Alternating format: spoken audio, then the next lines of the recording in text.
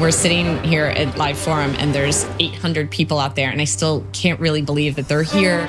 Being an advisor is something that most people do alone. And so it's really nice to be able to see everyone together. All of these conversations and all of the enthusiasm and energy, there really is nothing quite like it.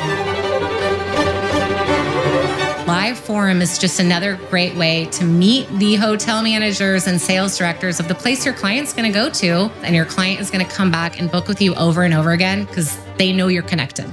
It's an opportunity to get together with everyone because ultimately it's an industry of people. They're here to grow and add value. I believe that meeting someone face to face changes everything.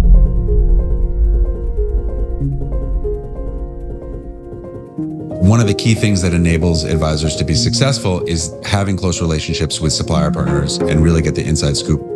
I have a stack like this of business cards that I can't wait to just go home and connect with. I just think it's a trust thing. You know, you can trust the people that you're working with, and that is so much better when you can meet somebody in person. I believe that Fora is entering the travel market with this idea of how do we improve it.